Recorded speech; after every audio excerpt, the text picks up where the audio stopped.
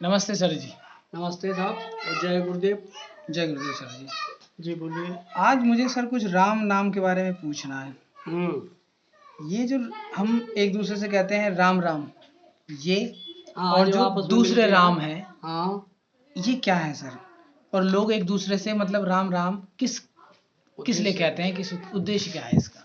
देखो, आम बात तो जैसे हम आप दूसरे परिचित हो या अपरिचित हो जी परिचित तो आराम से बोल लेते जी। और अपरिचित से थोड़ा दिक्कत लगती है, लेकिन बोलना उनसे भी चाहिए जी। राम शब्द हमारे सनातन में और हमारे इतिहास में ऐसा कहा गया है कि राम नाम कहने से हमारी मुक्ति होती है, हमारी जीव आत्मा को यानी आत्मा को आराम मिलती है सिर्फ राम नाम बोलने से।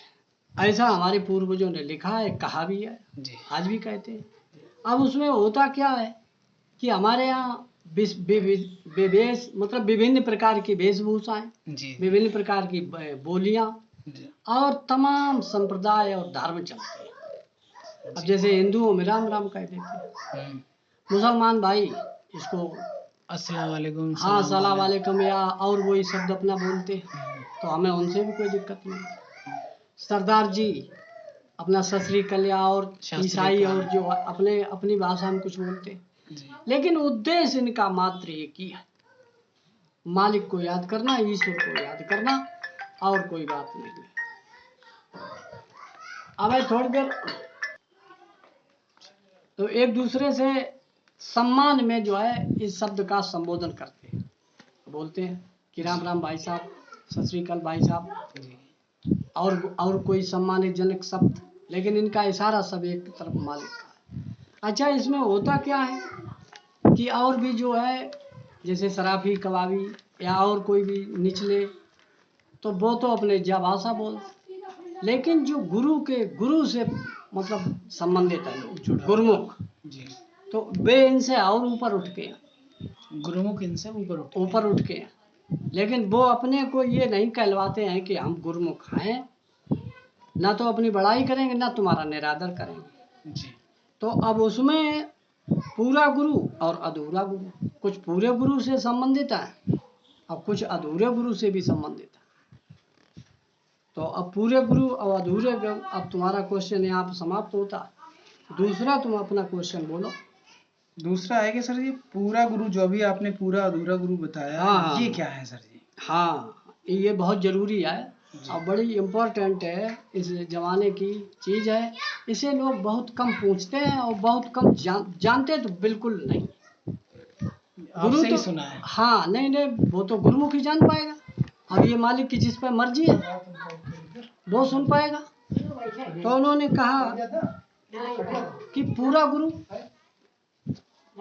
कहाँ मिले और अधूरा गुरु कहाँ मिले। अगर कोई ये कहे कि हम पूरे गुरु को ढूंढ लिया, गलत है, बिल्कुल गलत।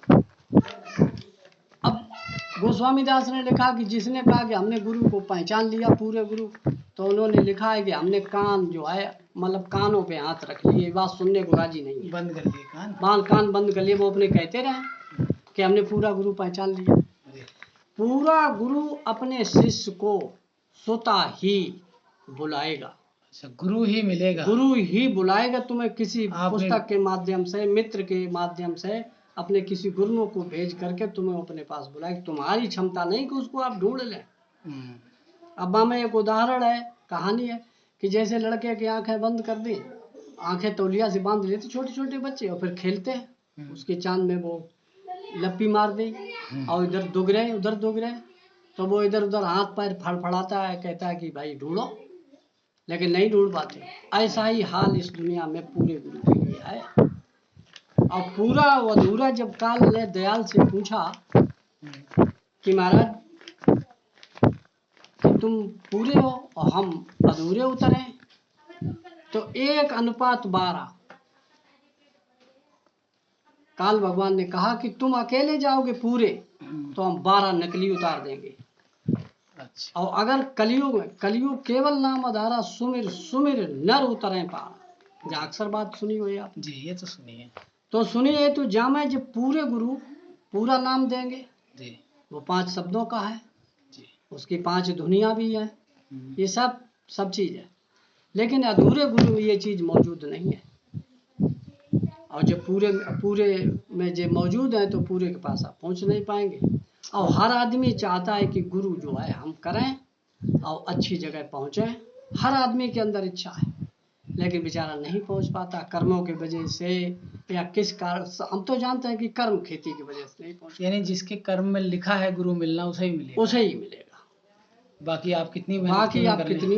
अच्छा हाँ, एक बात और, जैसे 12 जो नकली बताए गए हैं, आराम उनसे भी मिलेगी। अब जैसे वहाँ कोई गया, उन्होंने कहा गुरु कर लिया, बोले पूरा क्या अधूरा, क्या अधूरे पूरे से हमें कोई मतलब ना है। हमारे दर्द होता तो पीठ में वो ठीक, हमारे पाँव में दर्द होता था, हम गरीब थे अमीर हो गए, हमें ये तकलीफ थी वो आराम हो गई, हमें वो अमुक चीज़ चाहिए थी हमें मिल गई, हमें पूरे अधूरे से मतलब ही नहीं, तो वे तो यहीं तक सीमित रह जाते। अच्छा, पूरा गुरु ये बात कभी नहीं कहेगा कि तुम्हारी हम बीमारी ले लेंगे, वो तुम्हें मुक्ति देगा, यानी तुम दोबारा लौट करके इस 84 लाख योनियों में आप माँ के पेट से जन्म नहीं लेंगे। और ये भी दावा है उनका कि नाम दान जब देंगे तो फाइल अपने हाथ में लेंगे और तुम्हारा लेखा जोखा अपने हाथ में करके, फाइल को मतलब सारा लेखा जोखा, सारे कर्म कांड जो तुमने खराब अच्छे किए हैं सब पर एकदम लकीर करिए। अच्छा, वो खत्म है वहीं खत्म, अब फिर नए बनेंगे, अब नए करो ना। गुरु कह देता है कि आप कोई नया खान पान, गलत बोल चाल, गलत चाल डाल नहीं करेंगे, सीमित बोलो, सीमित खाओ, सीमित सो, खान पान पे विशेष ध्यान, हर जगह भोजन नहीं करोगे, हर जगह बोलोगे नहीं, हर जगह जाओगे नहीं, ये सारी चीज प्रतिबंधित है। जो गुरुमुख हैं वो जानते हैं। तो अब पूरे गुरु अधूरे गुरु में बस यही अंतर है कि ये अपनी थोड़ी थोड़ी बीमारी और अमीरी गरीबी लेकर सांसारिक सुख देते हैं, अधूरे गुरु सांसारिक सुख देते हैं। हाँ, सांसारिक सुख और आध्यात्मिक पूरे गुरु से बाय कोई मतलब वो तुम्हें जो है मुक्ति धाम ले जाए। अगला क्वेश्चन, अगला ये सर कि जो राम शब्द है, हाँ, दशरथ के बेटे से है या कोई दूसरा राम हुआ है? देखो इतना उस क्वेश्चन से ये क्वेश्चन बहुत दबदार है, अक्सर इसी पे लोग ज्यादातर भ्रमित है। लेकिन शास्त्र कह रहा है, शास्त्र नहीं, हम तुम्हें अभी करके और प्रयोग, ये शरीर जो है मनुष्य का प्रयोगशाला है, इसमें आप प्रयोग करो। जैसे साइंस की प्रयोगशाला है, उसमें बच्चे 10th क्लास के और इंटर के उसमें जो है प्रयोग करते हैं और प्रयोग करके अपनी गैसों को काम में लेते हैं।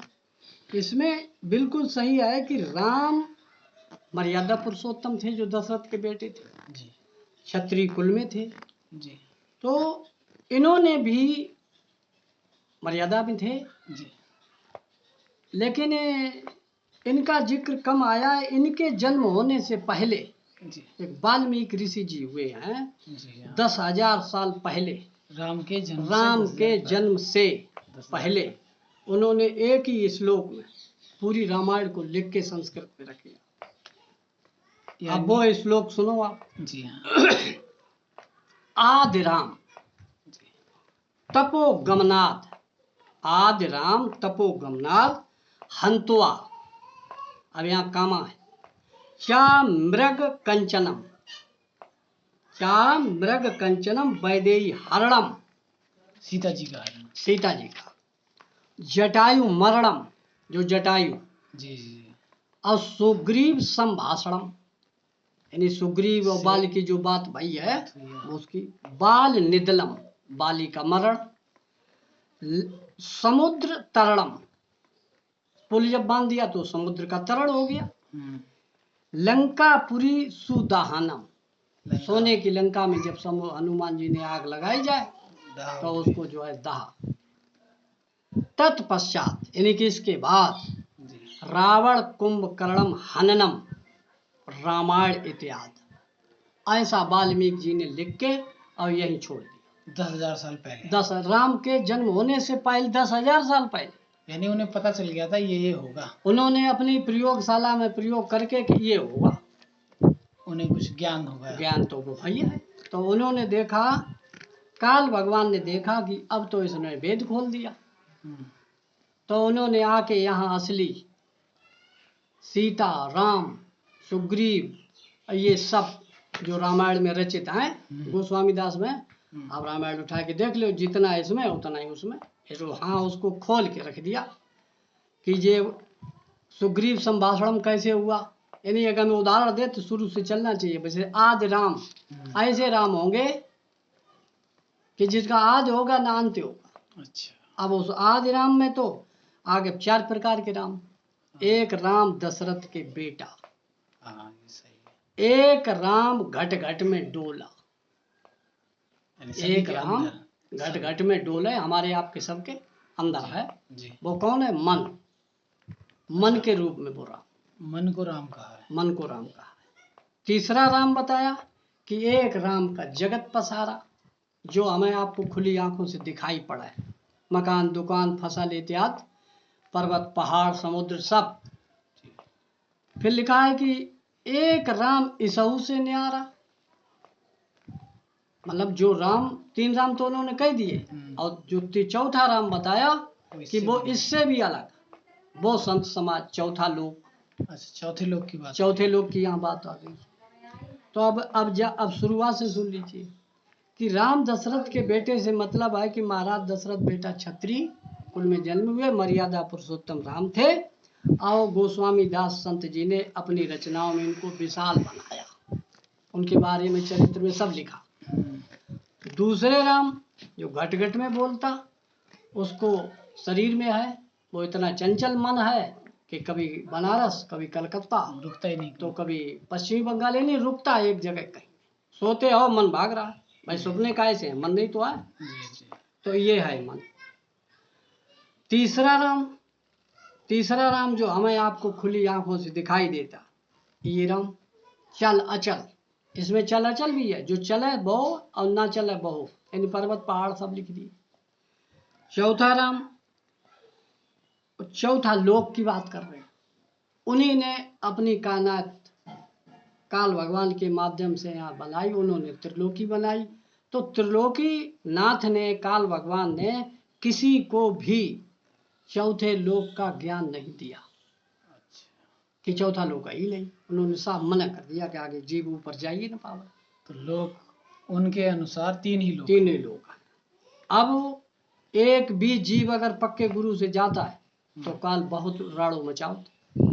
अब जो हम गुरुमुख लोग जैसे हैं, तो भजन में जब बैठते हैं तो बड़ी बहुत देर लड़ाई करता है, बड़ी लड़ाई करेगा। कभी उधर जाएगा, कभी इधर जाएगा, कभी इधर घर वाला, कभी घर वाली, कभी ये फसल, कभी वो नौकर, कभी वो चाकर, कभी गरीबी, कभी अमीरी, बड़ा झगड़ा इधर उधर का। लेकिन हाँ, गुरु महाराज कहते थे घेरा घारी है, कि थोड़ा घेर घार के करोगे तो फिर मन अपने रास्ते पर 10वें द्वार पर पहुंचेगा, और फिर वहां मालिक के आपको दर्शन होंगे। फिर एक और बताया है कि यहाँ पर जो पक्के गुरु की बात हो रही है जी, कि पलटू साहब जो थे संत, उन्होंने एक बात और बढ़िया करके लिखी है, उसे आप बड़े गौर से सुनो। उन्होंने लिखा है कि एक अचंबा हमने देखा, अचंबा मतलब अनोखी चीज, कि उल्टा कुआं गगन में देखा। उल्टा कुआं यानी सीधे कुआं में तो पानी भरे, कुआं तो समझ ही रहे आप। जी जी, आजकल वैसे कम है, जी जी, नल और टोटी इत्यादि वगैरह जो है। तो उल्टा कुआं गगन में देखा, जिसमें जले चिराग, जिसमें जले चिराग, बिना रोगन बिन बाती। रोगन कहते हैं तेल को, बिना रोगन, बिना तेल और बाती, बत्ती और तेल नहीं पड़ता, दिया जल रहा है, दिया जल रहा है। और वो कैसे? 6 ऋतु और 12 मास। 6 ऋतु जैसे होती हैं और 12 महीने होते हैं, इतने टाइम तक चल ही रहा है, पूरी साल में ऐसा ही चलता रहे, यानी लगातार। लेकिन देखने वाले कौन से लोग देखते हैं, ये भी बात देखो, सुनो। 6 ऋतु 12 मास, दन जगह जरे दिन राती, सतगुरु मिला जो होए, ताही की समझ में आवे। अब जिसे सतगुरु मिला हो, पूरा गुरु मिला हो, वही समझ, उसके समझ में आएगा, बकिया के समझ में नहीं आएगा। और बिन सतगुरु के ना दर्शावे, जिसमें निकसे एक आवाज, वह जो चिराग जल रहा है उसमें से एक आवाज निकल रही, जिसमें एक आवाज चिराग की ज्योति माही, ज्ञान समाधि सुनाए। जो ज्ञानी प्रेमी ज्ञान समाधि सुनाए और कोई सुनता नहीं। फिर उन्होंने पलट कर दी उल्टा कुआं गगन में। तो ये है कहाँ? सबके अंदर है, सभी के अंदर। हाँ, ये घट है जी। ऊपर लिखा हुआ कि एक अचंबा हमने देखा गगन, ये हमारा गगन, इसी में उल्टा कुआं है, उसमें वो चिराग। नीचे लिखा हुआ, नीचे कहा गया है कि ये बात भेद खोलने की नहीं है, गुरु का आदेश नहीं है। केवल आदेश क्या है वो आदेश देख लो एक मिनट। कर विचार बजे 4, कर विचार बजे 4 यानी कि सुबह। नैनन निरख निहार, सुबह के टाइम इशारा करो कि सुबह टाइम आप 4 बजे रात में उठो। नैनन निरख निहार, देवालय के शिखर पर माल गड़ा है एक साथ। और देवालय भाई, देवता को मंदिर, कृष्ण को मंदिर, दुर्गा को मंदिर, शंकर मंदिर सबने देखे होंगे, लेकिन भगवान का अगर असली मंदिर है तो ये मनुष्य का शरीर है। और इसके लिखा है नीचे, कहा गया कि देवालय के शिखर, शिखर कहाँ? ऊंचाई पर ही है। देवालय के शिखर पर माल गड़ा, यहाँ पर गड़ा हुआ माल, जिसको सार कहा गया। सार, सार, सार वचन जैसे सार मतलब एक मुख्य चीज। अब इसका हिंदी अनुवाद ये है, ये भी संस्कृत की चीज है, पलटू साहब की लिखी गई है, कि एक पहुंचे हुए गुरुमुख थे तो उन्होंने एक मंदिर बनवाया। मंदिर बनवाया और मंदिर जब 4 बजे शाम के तो वहां पर उनके कंगूरा की जहाँ पे वो पहुंची छाया, वहीं पे माल गाड़ दिया। 4 बजे दिन के जहां पर वहां जो पहुंची छाया कंगूरे की छाया, वहीं पे माल काट दिया, सोना चांदी जो भी होगा। और इतना कह के वो करके और छोड़ दिया। और ये श्लोक एक कागज में लिख के छोड़ा। और ये एक साधु को बताई, अपने गुरु को या अपने चेला को, कि ऐसा ऐसा है यहाँ पर गड़ा। और इतने कह के वो गुरुमुख थे वो खत्म हो गए। लड़कों ने वो पत्री जब देखी ऐसे और उनको पढ़ा कि 4 बजे नैनन निरख निहार, तो मंदिर को देखा कि देवालय की शिखर, तो उनका कंगूरा गड़ा होगा पूरा। अब जब महल तोड़ा जाए तभी तो कंगूरा मिलेगा, कंगूरा महल कैसे गड़ेगा?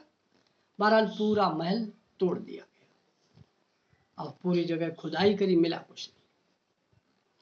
जब साधु संत काफी दिन में आए तो उन्होंने कहा कि यार मंदिर यहाँ था। लोगों ने कहा वो तो तोड़वा दिया। उनके बुलाओ, उनको बुलाया गया। कहा महाराज, बच्चों ने कहा कि महाराज कैसे बुलाया गया? मंदिर था भाई। वो तो तोड़वा दिया। कि क्या कुछ लिखा मिला? था क्या मिला? तो ये श्लोक पढ़ के सुनाया। तो कहा मंदिर इतनी ऊंचाई का फिर बनवाया जाए। और फिर बनवाया गया। और जब 4 बजे तब वो कंगूरा के पास खुदाया गया तो बहुत ढेर उसकी छाया। तो मान, इसके 2 अर्थ हैं। इसके भी 2 अर्थ है, क्योंकि ये अर्थ हो गया दिन वाला और एक अर्थ हो गया सुबह वाला। सुबह, अरे हाँ, एक सुबह वाला। 2 अर्थ हो गए। वो भजन भाव वाक्य वाला हो गया, सुबह वाला भजन के लिए जी। ऐसा हो गया। ऐसी पढ़ाई थी। आज का विज्ञान उस विज्ञान को भी नहीं पा पाएगा। पहले उड़न खटोला थे, उन्होंने सारा ऐसे कर दिया, उड़ के चले गए। आवाज सीखो पहले कैसे हेलीकॉप्टर चल रहा है, पता नहीं। और विज्ञान वाले कह रहे कि हम तो बहुत आगे, बहुत आगे, बहुत आगे। तो भैया कितने आगे हो? अपने पहले वाले इतिहास से मिलान करो। हालांकि हम विरोध नहीं कर रहे, फिर भी आगे। मोबाइल चलाए क्यों, कुछ चलाओ। अब जो आध्यात्मिक शिक्षा है, इसी को पराविद्या कहते हैं। पराविद्या। और स्कूली शिक्षा को अपरा। ये भी शब्द अटपेटे हैं, परा और अपरा। आध्यात्मिक शिक्षा पूजा पाठ वाली, इसको परा, और स्कूली शिक्षा जो पढ़ाई है अपरा। दूसरी योनियां 83,999, केवल एक योनि हटी है, मानव। इसी में जा ले आकर, जिसकी 24,000 हमारी कोई दिनों में, महीनों में, सालों में हमारी उम्र की गिनती नहीं है। हमारी केवल है सांसों की पूंजी। सांसों की पूंजी और सांसों की गिनती। तो 24,000 सांस हमें 24 घंटे में हम लेते हैं, जो रोज की रोज हमारी पूंजी घट रही है बराबर। हर व्यक्ति घंटे में 24,000 सांसें। 24,000 24 घंटे सांसें हमारी व्यर्थ जा, चाहे हम उसे सत्संग में काट लें, चाहे जैसे बर्बाद कर लें और चाहे आबाद कर लें, ये लौट के दोबारा तुम्हें सांस इस जिंदगी में नहीं मिलेगी। ये पूरे गुरु की कहानी है और पूरे गुरु की देन है। पूरा गुरु कितने भी आप गहरे में होंगे, अगर मनुष्य शरीर में आए तो वह तुम्हें जरूर बुलाएगा और दीक्षित करेगा और अपनी बात बता के और तुम्हें अपना सारा सब कुछ दे के, तुम्हारी फाइल लेके, और जब जाने का टाइम होगा तो तुम्हारे अंग और संग तो हर वक्त रहेगा और तब भी तुम्हारे साथ जाएगा। बस इतना ही तुम्हारा आज का ये कथानक है। जी जी जी, बहुत अच्छी बात बताई सर आपने। कछु नहीं, सब मालिक और मौज ईश्वर गुरु महाराज की। आज के लिए इतना ही रखते हैं सर। जी नमस्कार सर। नमस्ते, जय गुरुदेव।